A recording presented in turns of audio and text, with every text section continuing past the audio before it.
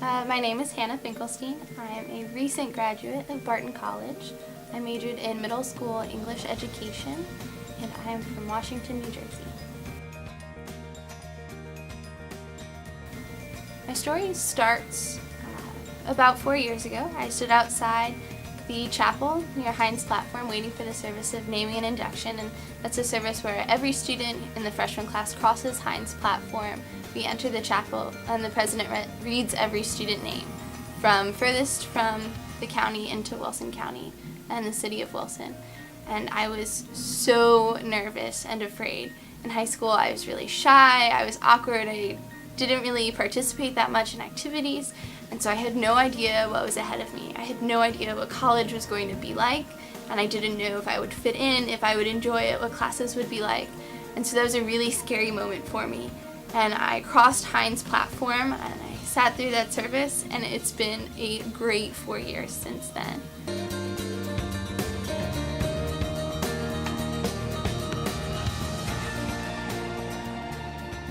I sat there and I heard my name called by the president, and I had no idea at that time how many more times I would hear my name called while I was at Barton College. The first list that my name was on was the student ambassador list. So Angela Cobo sent out an email letting us know that we had gotten positions as student ambassadors and that we would be able to give tours of campus. I was so excited. So today I want to give you a tour of my experiences at Barton, which will be a little bit different from the tour that we give students when they come to visit.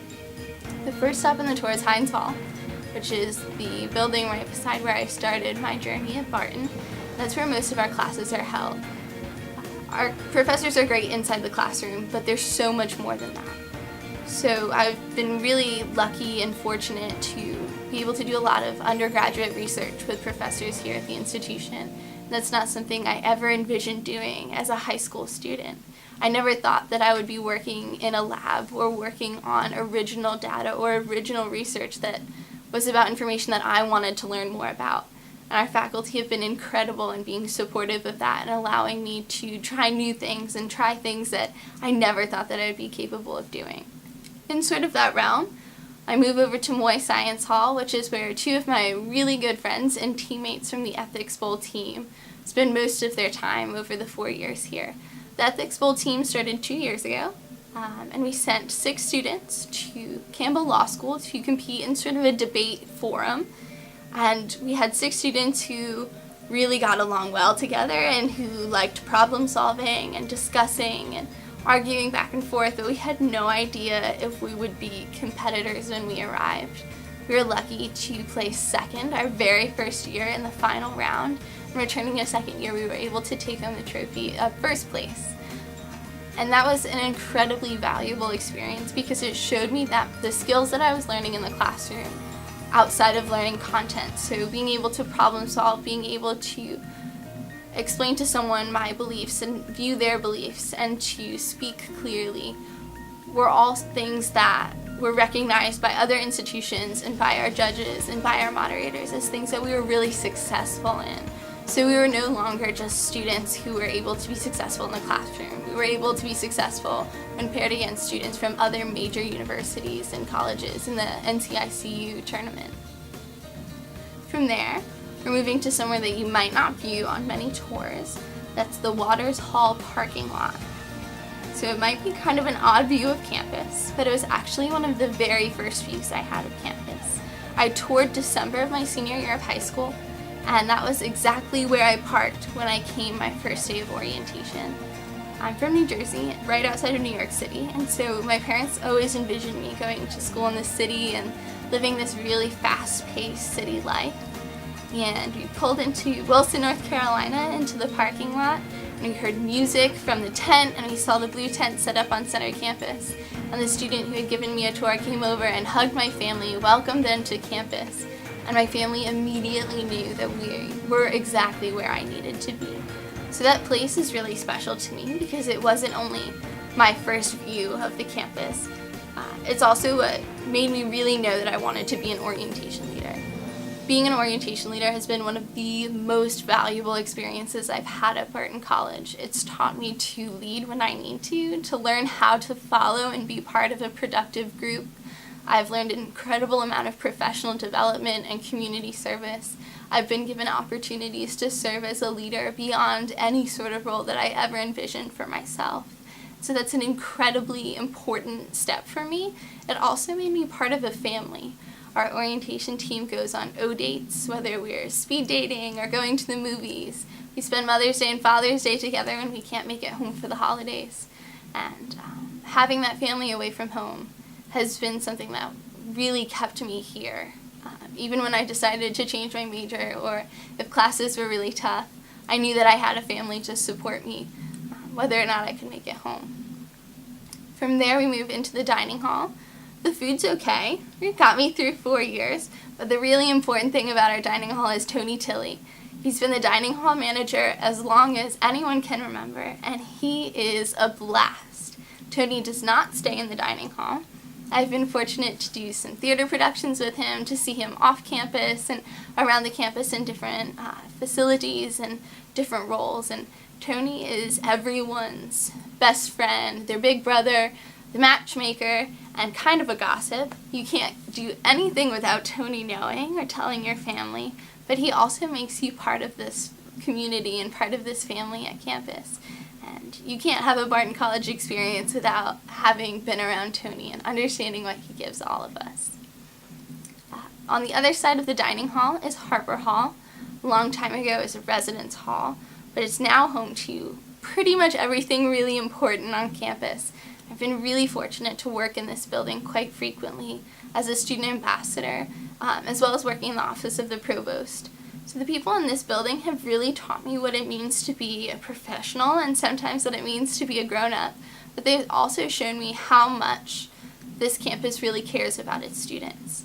You can't go into this office and work without people talking about what's best for the students, how to best improve their learning experiences.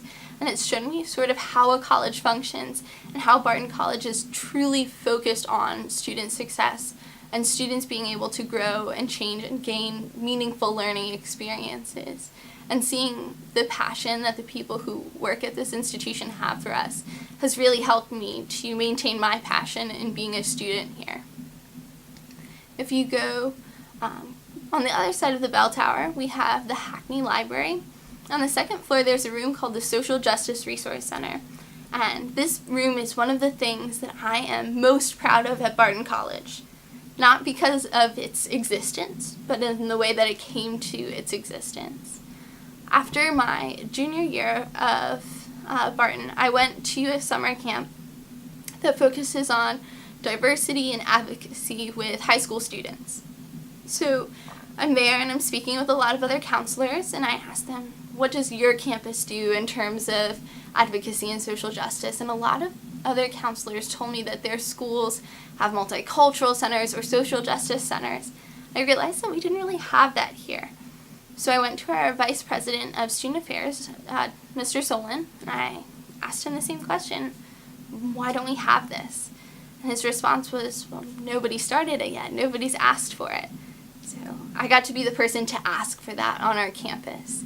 He sent me over to Mr. Loveland in the library, and after giving the same conversation about why I really thought we needed a social justice center on our campus, his only response was, what room do you want? I think that was the coolest response ever, because he didn't ask me if I was capable of doing this. He didn't ask me where the funding was coming from. He didn't ask me who was going to manage this program.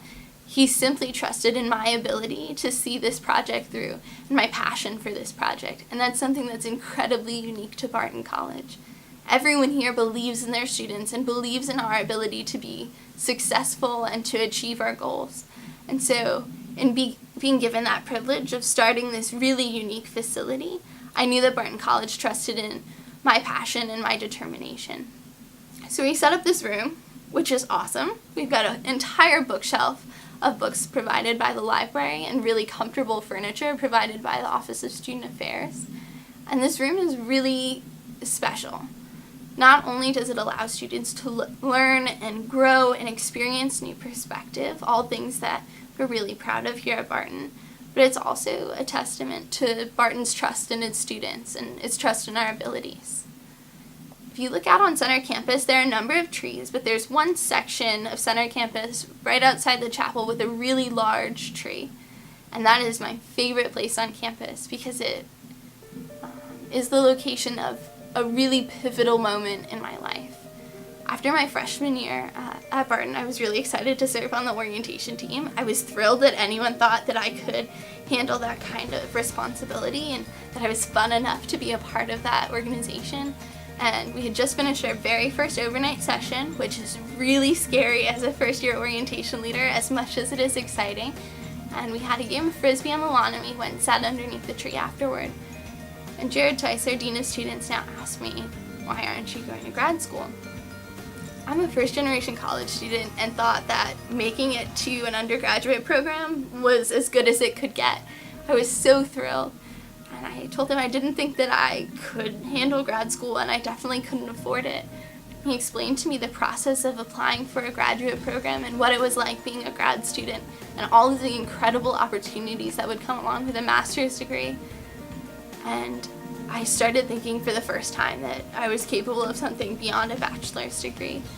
He asked me why I wasn't going into higher education administration, and I told him I had no idea what that meant. He said that that was what his degree was in, and that it basically meant that I could go to college forever, which sounded pretty good to me at the time. I was at a point in my academic career where I was going to practicums at local schools, and it was okay, but I was always more excited to go to orientation team meetings and student ambassador meetings and work on our training session for our next orientation. And so I was quickly realizing that that was more the realm of what was going to work for me as a student and as a professional in the future.